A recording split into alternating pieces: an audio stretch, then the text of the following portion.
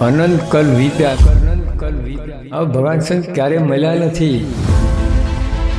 તો આવા ભગવાન સંત મળ્યા.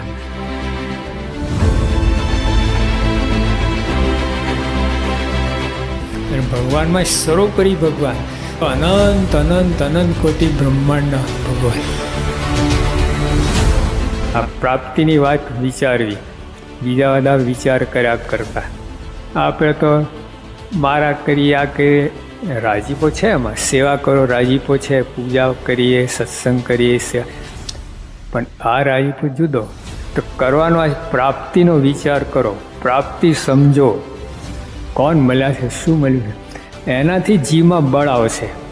બાકી કોઈ સાધનથી જીવમાં બળ નહીં આવે.